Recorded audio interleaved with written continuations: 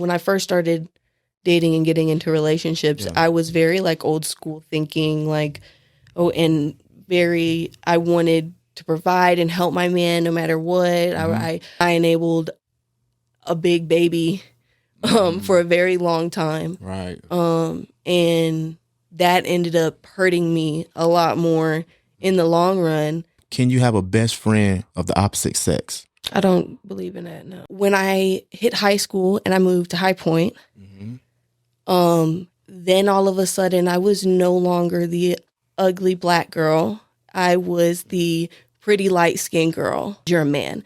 As a female, though, I can put on some Taylor Swift and code switch a little bit, and that police officer is going to let me go. I ain't got hands, and I can't sleep. My wishes don't work. Disney, what did you do to me? I ain't got hair like Punzo, and I can't sleep like Beauty. My wishes don't work like Wendy. Disney, what you do to me? I ain't got hair like Punzo, and I can't sleep like Beauty. My wishes don't work like Wendy. Disney, what you do to me? Wishing on a star like Wendy, riding on magic carpets with Jasmine. I cannot do it, no. You can keep all your happy endings. I'll keep writing mine, and the rest will be The Highest Point Podcast. More than a pod, it's a lifestyle. Yo, welcome to the Highest Point Podcast. This is a show for everyone who's willing to put in the labor to be greater, to reach the highest point. Now, speaking about reaching the highest point, we have a very, very special guest in the building. She's an artist. She's a poet. She's a songwriter. None other than Miss Ladidotie. What's good with you? What's up, love? How are you? I am doing great.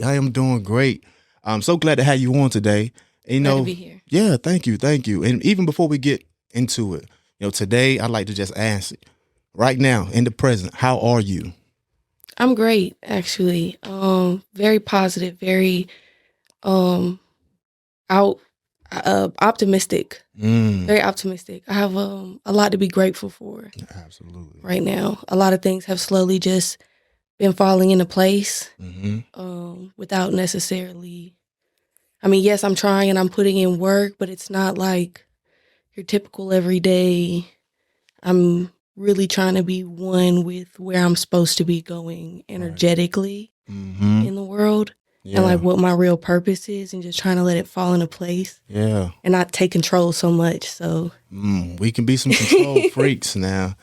How do you stay a course or, not be derailed if you feel like it's falling slowly into place? How do you face those things when you get a little impatient? I freak out a little bit. Yeah. If I'm being honest, I freak out a little bit. I will freak out a little bit. And I let the emotions flow. And then after the emotions flow, I remember like, okay, we have to do something to get out of this. We've allowed it to take its course and it's okay. But now we've got to do something that makes us feel good. So I like to do a lot of grounding. I like to go outside a lot. I'm a very big nature girl. Yeah. So I can sit there and watch that for hours. And that kind of like brings me back into a completely different space. Yeah, absolutely. Yeah, I mean, we all freak out, but we got to put the pedal to the metal, put the rubber to the road, and actually try to do something to help out situations as well. So I definitely understand that. So, also on this show, we like to focus in on the journey of our guests, kind of get some insight from them on their journey, because either success or enlightenment. It sounds like you got some type of enlightenment through your experiences, ups and downs through life. Like people see the smile on your face today and I might think, okay, maybe everything was given to Ladidotie. Maybe life is just simple and easy. But we know a lot of time behind those smiles, it can be a lot that people have no idea about. So I did also want to ask you, can you tell the audience where you're from and kind of what was your family dynamics growing up? Oh, I love and hate the question of where you're from because I grew up in so many different areas. Okay. I was born in Chicago, but my dad and a lot of his family moved to Houston when I was really young. And then of course I've been here in the Carolinas for off and on for like 10 years. We've stayed in Alabama, Georgia, Indiana, Illinois. So I bounced around a lot as a kid. I was the first opposite race on each side of my family. My mom is white, my dad is black. That endured a lot of different challenges. That I didn't even understand really until like high school and adulthood. And I'm still like unpacking a lot of that. But I would like to say in some areas, I think of myself as Hannah Montana, the best of both worlds specifically, because there were times where I had everything. I didn't have to want for anything. And I knew where I could eat whatever I want, get whatever I want. Yeah. And then there were times where I was down in the dumps. I was in the gutter, in crack houses, and in cars. You feel what I'm saying? Yeah. Like, so it's been a lot of ups and downs, but the movement of my entire life, I feel like has shaped me into the most understanding and empathetic person. Like I've been around so many people and so many things.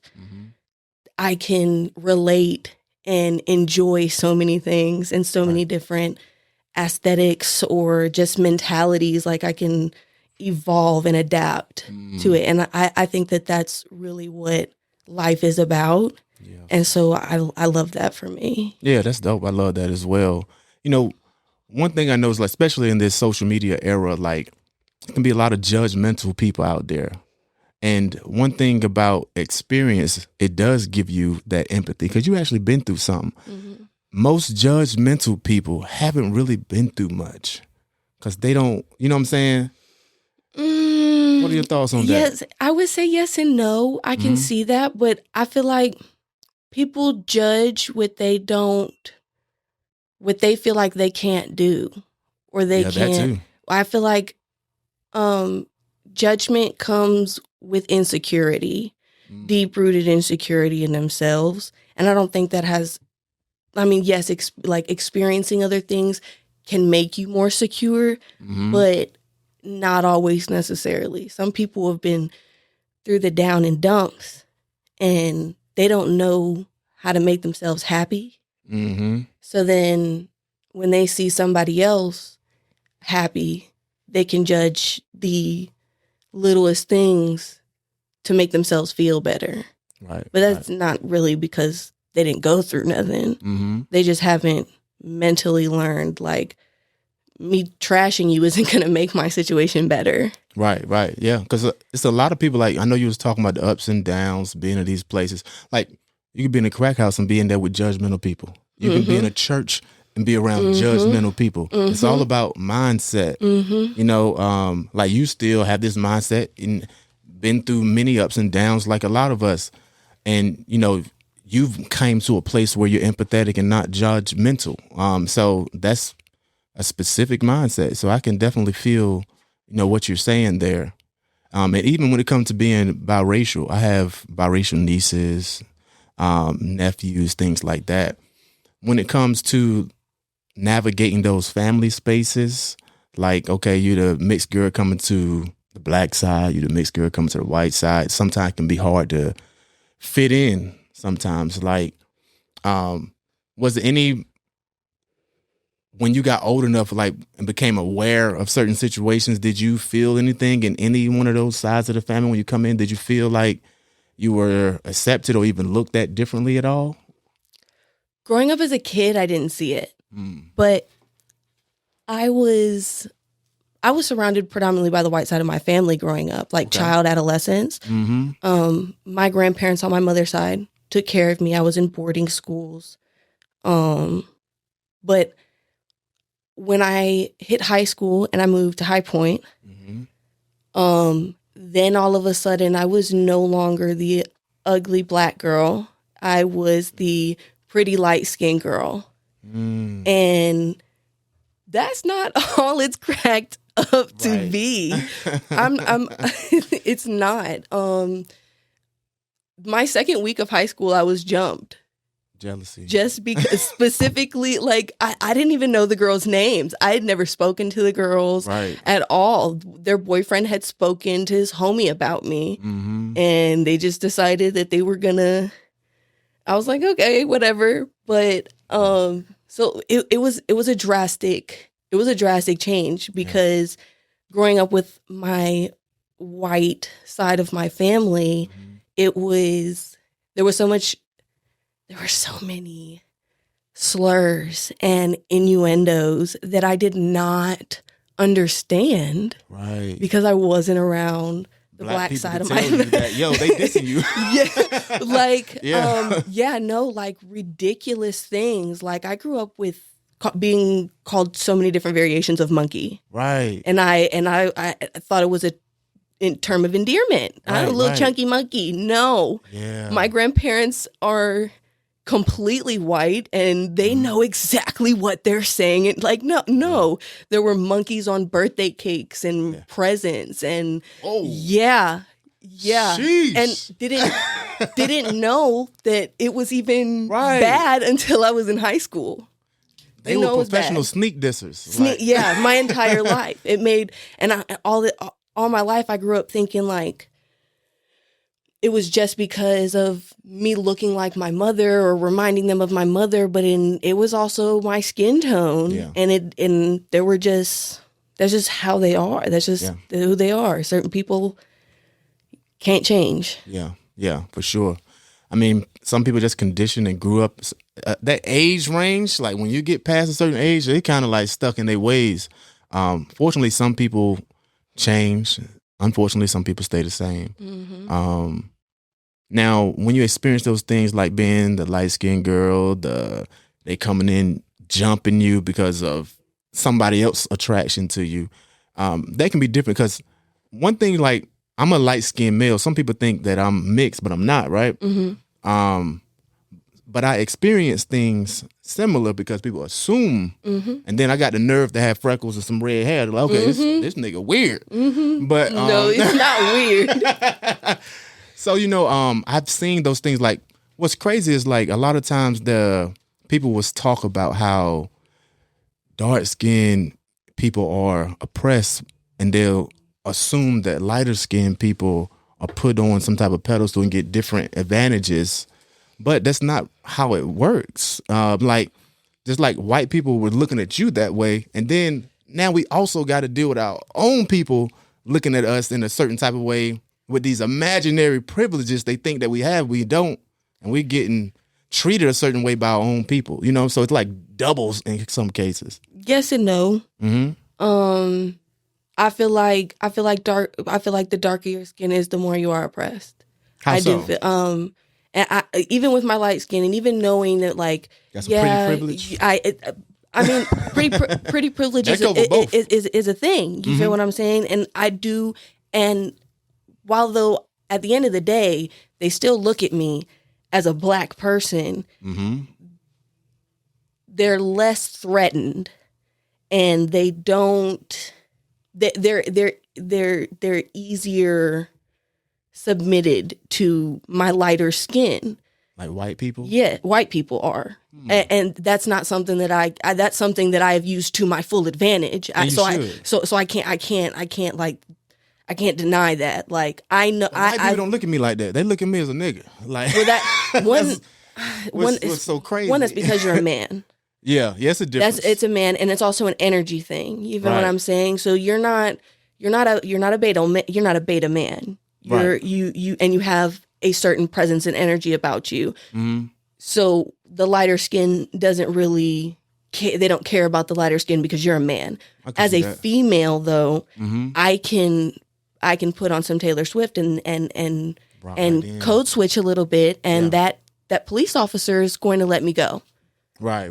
Without any problem, without any hitch, and it's just, and I know it's because you think I'm almost white, especially with Yeah. certain hairs. Right. Or And then features like you got a lot of features that look black, but like when I look at you, like your nose, it look kind of like you probably like you get that from your mom. Mm-hmm. But I don't really have those features like that would help me blend in. Like, so, but I have code switched. I do remember a time like from college, I like, I cannot get a job nowhere when I came here to Greensboro. But I used to have long hair, Mm-hmm. braids. I always kept them neat, but it was very long. But then, like, soon as I'm like, my mom's like, "You're gonna probably have to cut your hair." She knew something that I want. I was fronting and just not wanting to face it. So as soon as I cut my hair, put on the same suit, went in for an interview, and I got the job, saying the same things, and I got the job. I'm like, dang, I got to try to force myself to look like them to be accepted and even to get job at work, which was kind of crazy. But it was. I don't think it's like that as much. I'm a little bit older, but I'm sure it's still real out there like that now. So yeah. So that's dope. I mean, I can't. It also helps. My government name is very very palm. On paper, you good too. on paperwork, which is crazy because it wasn't. They weren't trying to do that. I would. My dad was mad at my mom, and he named me after her. And that is how I got my government name. So they weren't together when you were born, or they were for a little while? They were. I think they were. My mom was Been a long time. My mom was on heroin. My dad was a dope boy, and they were off and on. Got it. Drugs okay, makes is sense. crazy. yeah, for sure. Yeah. Oh man. So wow, you definitely have experienced a lot. So behind that smile is a lot of stories, and then it's a lot of stories that other people share as well. So I'm glad you're being open with us today, talking about those things. Oh yeah, I'm an open book. I'm not one to front or lie about anything that I've done or been through. Right. Because at the end of the day, the day's got to end, and it is what it is. Yeah. Yeah, for sure. I know that I'm not the only person that's been through the things that I've been through. Right. But I do know that my story might help others, which is a big part of my music and why I've been really trying to push my word out more. Yeah. Because I know that I don't have the mentality that I have while going through the things that I've been through for no reason. Absolutely. And even talking about that when it comes to like your music and things that people, when they see you, they just don't know. You had a song called You Don't Know. I'm going to recite, maybe paraphrase a little bit of some of your lyrics that you say there on You Don't Know. You said, "You don't know the things that I've been through. You don't know the things that I've done, but I can tell you a few if you want me to. But baby, you don't know. You don't want to know the truth. So I bat these pretty eyes. Let it run through your mind, whatever you think is just fine." So that's deep. And like, I was like, wow, we got to really, really unpack that. So, so is it just fine to like be okay with letting a loved one run with whatever narrative they can create due to the absence of you revealing what you really been through? I don't feel like that would be considered a loved one. Okay. Yeah, if I'm being honest, if you don't have, if you're gonna run with the narrative in your head without like genuinely wanting, because a lot of people say they want to know your story, and they want to know your hurt, and they want to know your pain, and then when you don't put your pain and your hurt out on the table, it's like, oh, you're too hurt for me, right? But it's like you just said that I didn't even act or look like I was hurt, but now that you know what I've been through, it's like you can't deal with it, but you don't have to deal with it. That's my past. Right. Most people don't want to see that, so I don't feel like that would be a loved one. Yeah, I agree. So I'll let you run with whatever narrative you want to run with if you're not going to come to the source and genuinely care. Right. Yeah, totally get that. Now, when you feel that your partner may not be ready for that truth, if they ask, if they do love you, if you've seen these things where, okay, this person, like, they really care for me, and he heard you speaking about, hey, I've been some things you may not want to know, and he said, you know what, babe, I want to know, but in your mind, you feel like, I don't know if he's really ready for this yet. You know, do you still tell them even though you feel like they're not ready, or you just go ahead and let them know because they asked for it? I don't think that I've been in that situation. Okay. I'm pretty much an open book. Yeah. Like I don't hide anything. It's not about hiding anything. It's really whether like if you get to the point of you like asking me deeply questions or we're doing that, then it flows out because I'm not gonna lie or hide it. Yeah. And that's the best way to deal with stuff. Yeah, because if we're getting to that point and you're asking me, okay, you care, you're asking the questions, what's gonna determine is how you respond, of course. Right. But I'm picky energetically wise, I would say. So I feel like I wouldn't even be in enough space with somebody for them to feel like that without it possibly maybe being really genuine. Yeah, for sure. In order for you to be like equally yoked with someone, do you feel like they should be able to, or should have experienced some of the things, or at least 50% of what you've been through in order for them to really understand you and for you to have a successful relationship? Or you think you can just be with a total polar opposite and be just fine? Mm-mm. I've tried that and I realized that no, there's a different mentality. When you're raised on survival versus being raised on love, it is a complete different mentality on the smallest things. And that causes a lot of friction. Yeah. And if somebody else can't understand that because they haven't been through it, then it's you get painted as not the victim. You get painted as the bad guy. You get painted as the villain. And I'm not. In reality, it's not the villain. You're just. I'm operating off of survival. Right. You just don't understand survival. Right. Yeah.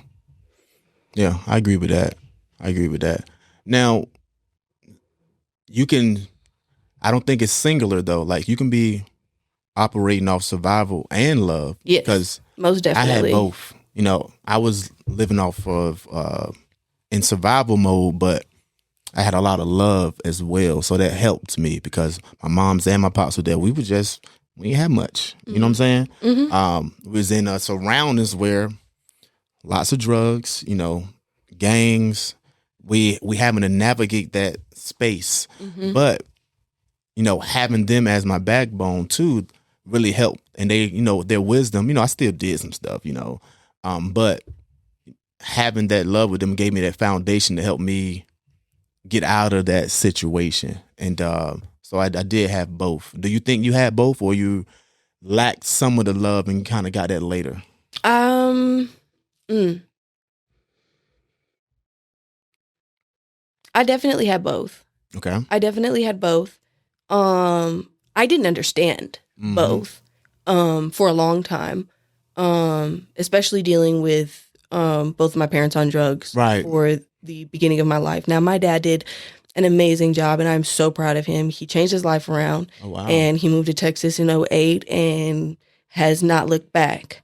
He's, but by the time that happened, mentally, I was in a space of, I already was an adult mentally. So there was a lot of friction and I didn't understand.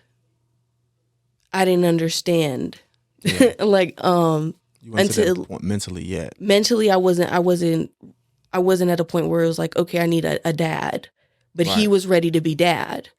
And that caused friction. After so long you went without dad, like, why you come on here? After so long, I went without a parent figure for real, because I really took care of me and my little brother by ourselves. Right. My grandparents were very oblivious to my mother's addiction. And they played into her and enabled her at every chance they got.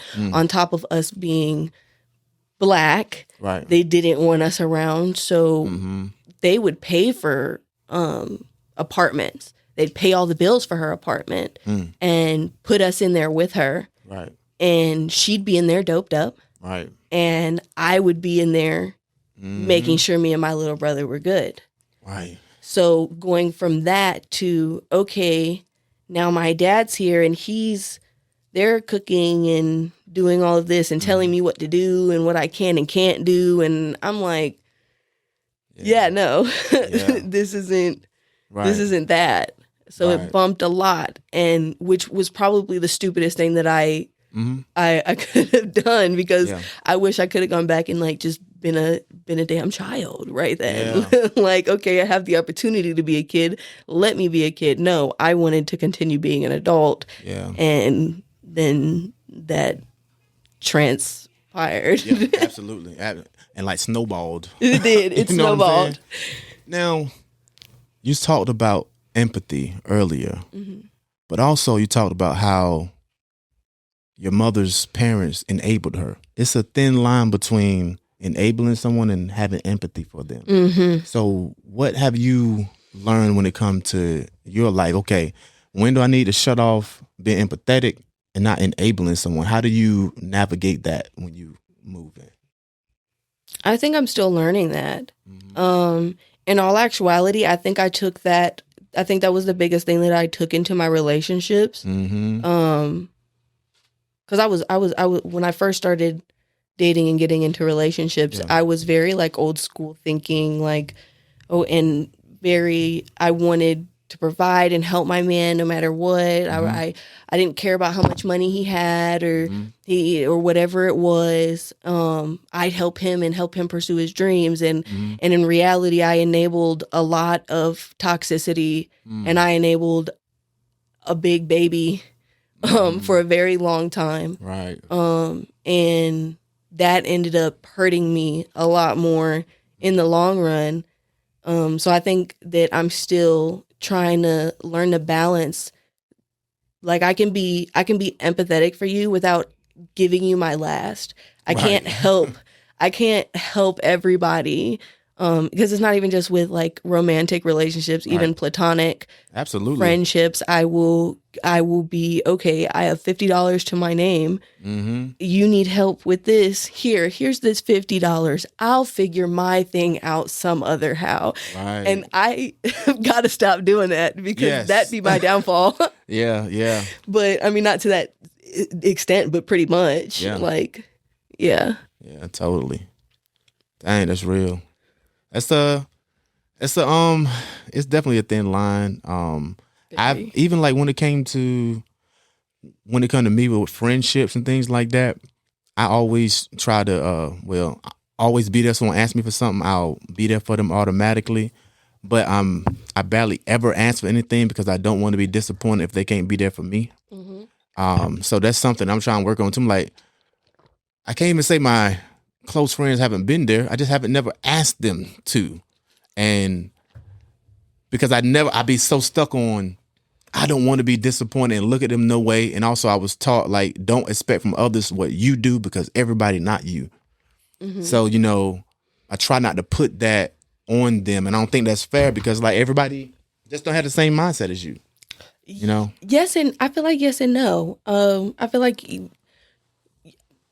to a certain extent, you should be able to come to your friends, especially if they come to you.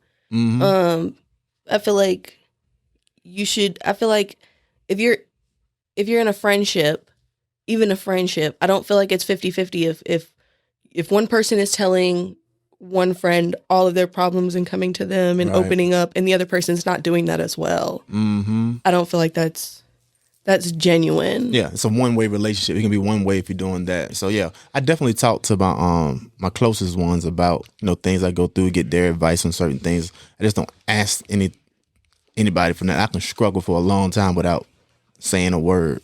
And then like it made me think about when you was talking about the relationship things, like, okay, I could go 50-50.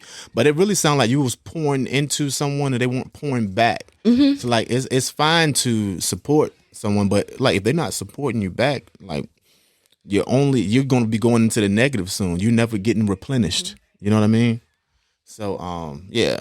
So I wanted to also talk about another song that I heard. New Life. You said so a bar you had in there was like manipulation no longer something I take place in. Can you talk to me about what's the situation where you feel like you may have manipulated someone compared to a situation where you realize you've been manipulated? I feel like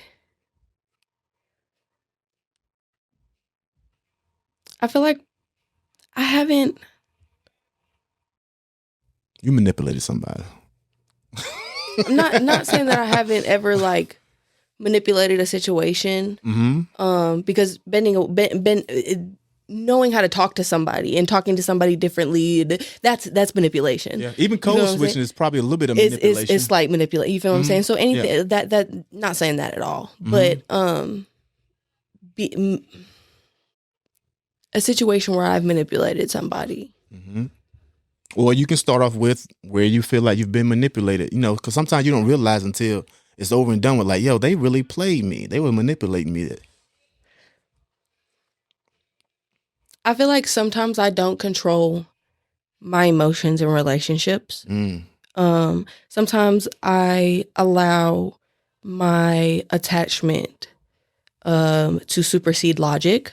Right. And I feel like that becomes manipulating, in a sense. Yeah. Even though it's kind of subconscious and it's not necessarily like, oh, I'm gonna cry to make you feel bad. It's just my emotions. I'm just not holding my emotions back, even though I could. Right. I'm not holding them back. Right. I'm just going to allow them and not think of logic, if that makes sense. And I could see how that is, and understand completely. Like that's a little bit of a manipulation, in a sense, even though it's something that I'm not aware of. I'm doing. It's something that there's so many different things that people are naturally brainwashed into doing from growing up. Yeah. Or just naturally not aware of the toxicity and the communication. I've been on a very big deep dive in the past few years on like communication, especially between like females and men. Right. Because the brain is so different between us. It is. And not a lot of people understand that. But like, so me feeling like I have, because I know the understanding of a man's logical brain and a female's emotional brain, I will sometimes I allow my emotions to overcome and just rode with my emotions and not tried to think of logic at all. Yeah, absolutely. And even some men pull that card of using their emotions, try to manipulate a woman to stay or do something they want, act like they're extremely hurt, have some crocodile tears, things like that. And even like innately conditioned, kind of like what you was talking about there. I have a daughter, and I can notice sometimes family members will like capitulate or kind of just give her way if she starts crying or something like that. And I'm like, because it's hard to see a young little girl cry. You know what I'm saying? It's hard to see a woman cry. But that's also conditioned. They also don't realize, okay, once they get older, they're going to use that as manipulation. They're going to try to cry to get their way because that's what happened growing up. And they're not even intentionally doing it. So, even when my daughter cried, it might be hurting me in my chest. If I told her no, I was like, nah, you can't do that, baby girl. That's not the way. There's no need to cry right now. I can understand you hurt. You want to have it your way right now, but this is just not going down because I don't want her to grow up thinking that, okay, I can just get my way if I do this. You know what I'm saying? It's going to be counterproductive for her. It's going to make her lazy. Like, no, you need to go ahead and do what you know is right. Do what you follow the direction. You can't sit here and try to cry to get your way to avoid doing the work or whatever it is. You know what I'm saying? So those are the type of little things I try to think of foresight But my wife, she might not understand my thought process because she's thinking from a nurturing space. Mm-hmm. Okay, I want to nurture my child right now. But a lot of time men think of, okay, if I do this right now, later on, she gonna do this. Logical. You know what I'm saying? Logical versus emotional in the now. Yeah. Women are very present creatures. Yes. We are emotion and presence. Yes. Like, whatever. And that's why it's so great with us together, because another instance where she did great, I'm like, yo, I didn't think of that. Because, like, I got a message from school about my son. He's in band. He's like, basically, we're going to kick him out because he's not doing the dress code he's supposed to. And I saw the message that the guy was saying to him. It was a little rude. He like, yo, we're in this band, we don't basically need you. If you're not going to do what you're supposed to do, you cannot come back. But when I looked at it as a man, I'm like, I mean, that was a little rude, but he right. Get your shit together. Like, if you know the rules, why you walking in there without being dressed out? But as a female, you ain't my have to wife say it was like that. why in the world is this man speaking like this? To But the I'm job. thinking, like, his message is not lying, though. You're right. You know what I'm saying? But what she did, she came in and came from a whole different angle that I wouldn't have even addressed. But she probably saved a lot of other kids who were being spoken to wrong. She went to a whole conference, Yeah. and all that stuff. I would not have done that. But I appreciated it after I saw the impact of what she was doing. Because I'm like, okay, yeah, that do make sense. I wouldn't have gotten her way if I knew that's what was going on. I was like, I wouldn't have done it, but okay, do you? But I'm like, dang, yeah, I'm glad you jumped in on that. Because I wouldn't have said shit. Men are so logical and so prone to being tough and learning to take things the way that it is and saying it the first way it comes out of your head without thinking about tone or diction, just the message itself. And that is a big thing of that's where a lot of miscommunication happens, especially because all of that underliningly means something. So y'all think. I'm like, I'm No, just telling you, like, it's not ain't so my we tone. think. If I- It's this you is what ask I'm- the CIA. There are so many people, and men love to say, "Oh, that's what y'all think." It's just no. There are CIA and FBI tactics for interrogating that specifically talk about tone, diction, and word choice, and how they play such a big part into understanding the mental of somebody on a deeper meaning. Like, it's literally a study. Yeah, there's a study, but sometimes you can be overthinking it too. Like, you're going too deep. Like that. Look, this is what I told you. Like, I You don't see, feel and like that was your putting in first so thought many process, words. saying her reaction was too deep. And then when you sat there and you thought about it a little more, I appreciated it. yeah, because no child. There's certain ways that are He's gonna. a teenager, but she's still. He's a child. Yeah. Everybody, I feel like when somebody said the other day, "Oh, make the legal age 21" the other day, and then like skip 18, just make it 25. The brain does not fully develop Right. until you're 25. Mm-hmm. There is a complete mental difference Yeah, it is. as soon as you hit 25. I mean, I don't know about how it's for guys. But me as a female at 25, it was a complete different thought process. It was a complete different mentality. There's a saying where some ladies' certain thought processes don't go past 12. You ever heard of that? Mm-mm. Like, you never heard that before? Dang, I wish I remember what the saying, right? It's like, they're like, it don't go past 12 when it comes to certain things. Like, women gonna think the same way as she thought when she was 12 when it comes to these certain instances. I've heard that is based on traumas.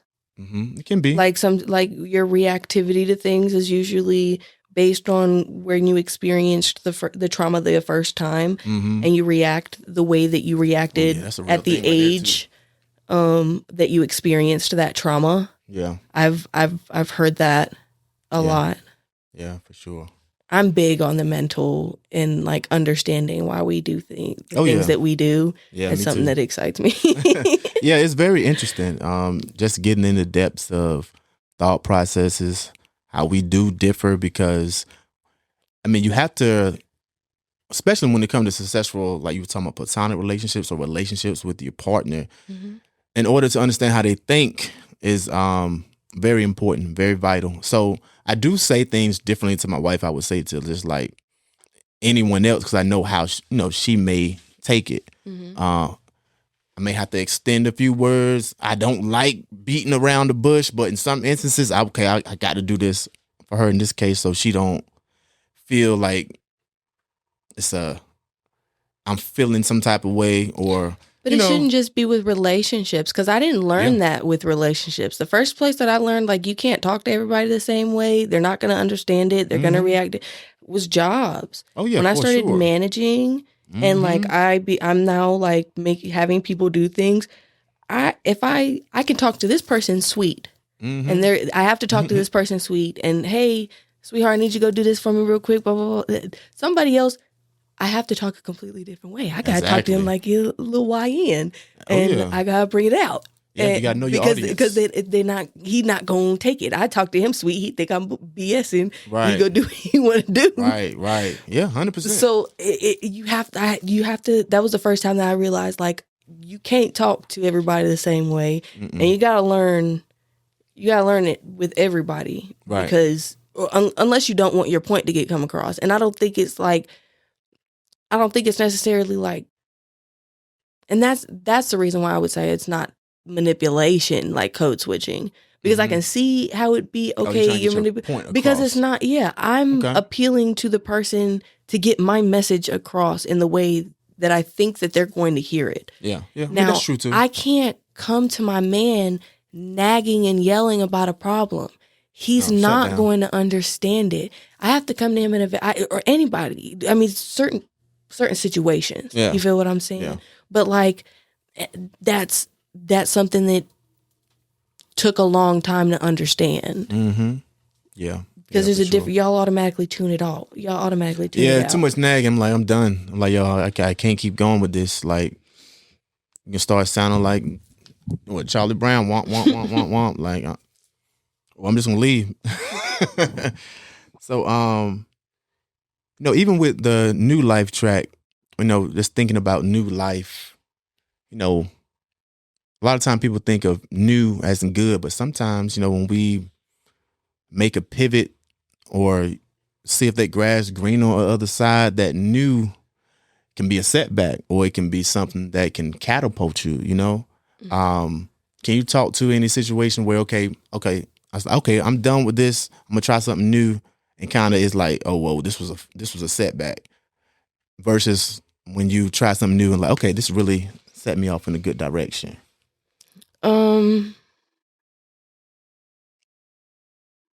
I say when I first, I think it was probably like 2023, I first started trying to really push my music again.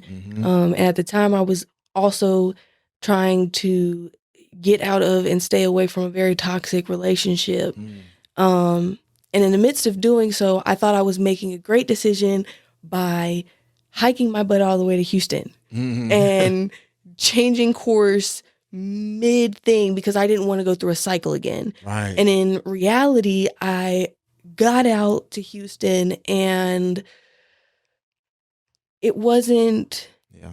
It was a different experience. It was a much needed experience, but it was not what I thought it was going to be. I did not. I didn't take off. Right, you know what I mean? Yeah. I mean, there was so much. It's kind of like a reactionary response because it was brand new. I don't know anybody. You know what I mean? So it's like, and then I got out there and I'm trying to completely change my life. I stopped smoking and everything, but then I started drinking. Right. A different one. Yeah, so true. It wasn't the best. So then I ended up being like, okay, I'll go back. Got you. So I also wanted to, let's pivot a little bit. I got this segment on my show called Love, Loyalty, or Respect. So I'm going to ask you, I'm going to give you a certain relationship. You let me know if love, loyalty, respect you feel is the most important in that particular relationship. So love, loyalty, or respect when it comes to like your man, your husband, or a serious relationship.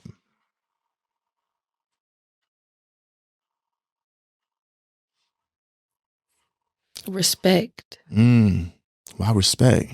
I would respect because you can. Just because I'm loyal to you doesn't mean that I respect you. Ooh. But just because I love you doesn't mean I'm going to be loyal to you. Mm-hmm. But if you respect me as a person, then that genuinely means that you care about me to a certain extent, in my opinion. Yeah. And that holds a different weight than love Yeah. or loyalty at that point, because love and loyalty will come with respect. Right. Yeah. And when you think about it, any like real relationship, respect comes first. Like you have to respect someone initially to even have a healthy relationship. Because if So you I can don't dig that. respect me, you're not going to be loyal and Right. you're not going to love me. Right. Yeah, I can feel that. Okay, so love, loyalty, or respect when it comes to your best friend.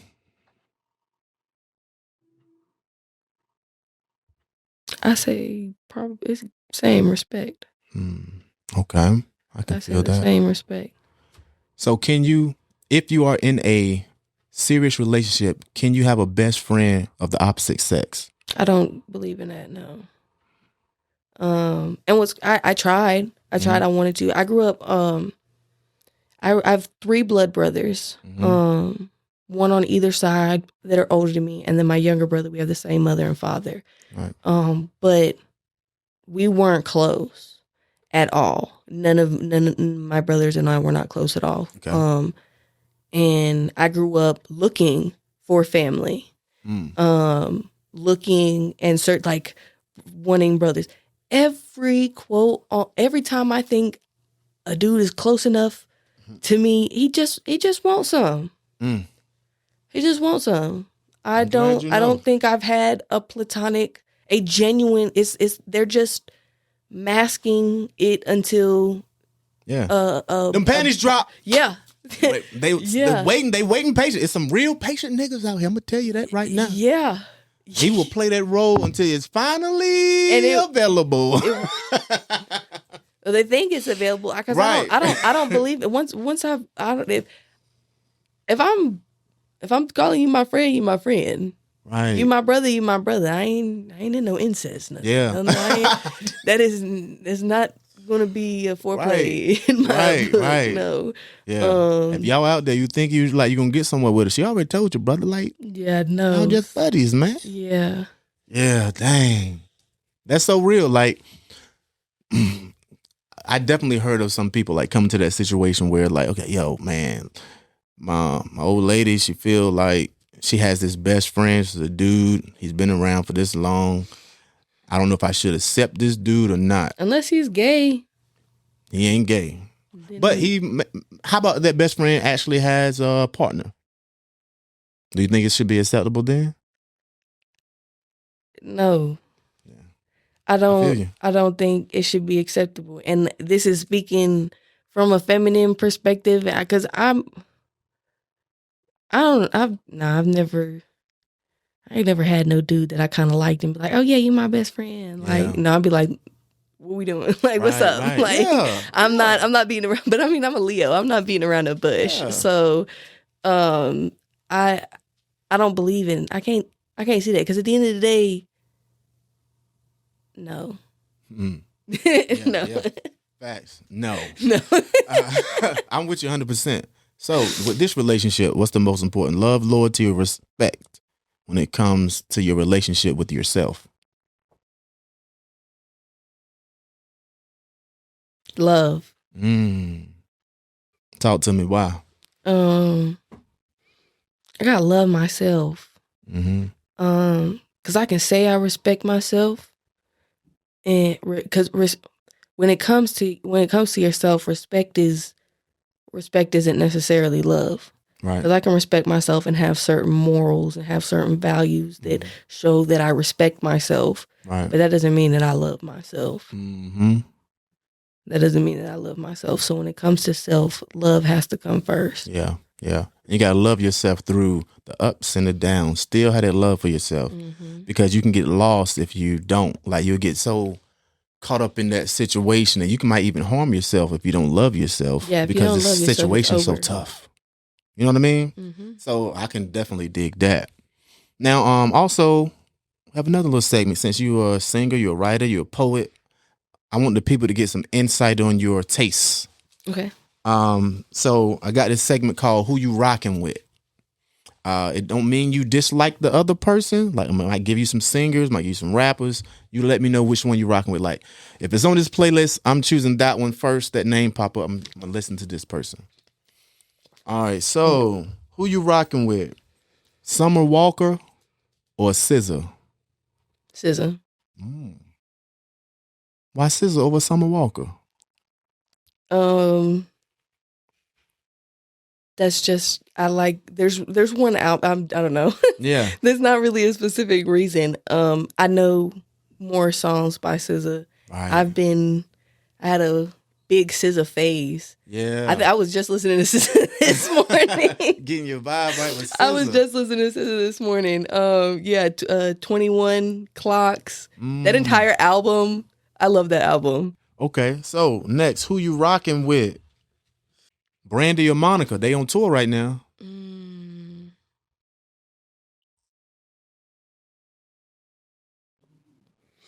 Who you gonna hit play on first? Probably Brandy. Ooh. Probably Brandy. Yeah, Brandy tough. Yeah. Monica tough too. Monica, yeah, it's a hard. Monica's playing right after Brandy now. Like Right. I probably won't even choose. I put them both on shuffle. Yeah, I feel you. Who you rocking with? You know what I'm saying? You half and half. Taylor Swift or Beyonce? Oh, okay. See, I like Taylor when she was country. I do not like her pop. Wow. I don't. I don't. It's corny. I loved her when she was country. Wow. I absolutely adored her when she was country. Her country albums when she first came out, loved her. You think it was more personable when she was country? Yes, she went commercial. I mean, of course, money. I mean, Big money, yeah. and no shame to the game. It's just, it's Yeah. not my vibe. I loved her country music. Yeah. I'm big on country. So I Taylor loved Swift her. country album versus Beyonce country album. Taylor Swift. I'm sorry. That might be the end of my career right there. Let me rephrase Beyonce that. knows Taylor Swift go hard. I don't. We're not going to speak on Beyonce's country album. Okay. We just speak about her body of work as a whole. Then we know that's. I love Beyonce. Yeah. I mean, I love Beyonce. She's a queen. Who doesn't know Beyonce? Who doesn't love Beyonce? Right. She's an amazing catalog. So you can play her and get all different types of vibes. Right. So that's dope, which I kind of pride myself in as well. I'm not just like stuck on like a one genre type thing. So I like that. But yeah. I noticed that with you too. So that's dope. I heard definitely some pop with some of your stuff too. You know, Taylor Swift, Purple, she talked about turquoise, you and going pink. to pop. She done did a little pop too now, Taylor. Go ahead and tell you. But all right, so who you rocking with? Last one, Money Long or Kalani? Are you familiar with those two? Money Long. That's the girl that sings Hours, right? Yeah. Okay. I like that song. I don't really know too many songs off the top of my head by Kalani. I listen to a lot of old school music. Okay. So I hope nobody sees this and be like, oh, she don't like, no. So who's some of your top old school people you listen to? Lately I've been heavy on Earth, Wind and Fire. Okay. Lenny Kravitz, Fleetwood Mac. Okay. What you know about that? I've been very like, just like anything that makes me want to dance and just have the most positive vibe. Right. That is what I've been ingesting a lot of lately. Absolutely. I love it. So you guys actually heard a little bit of her style. Definitely check out some of her music as well. And when it comes to checking out your music, how can people find it and get in tune with you? I'm on all platforms. Okay. I have 3 songs out on platforms.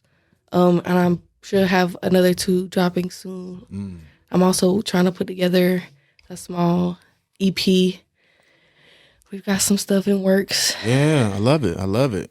Hey, well, whenever you drop your new songs, definitely let us know. I would love to hear it. You guys make sure you tap in. I have all her information in the description below. We appreciate your time and rocking with us today. So until next time, you guys hold it down. Don't let it hold you. Peace. The Highest Point Podcast. More than a pod, it's a lifestyle.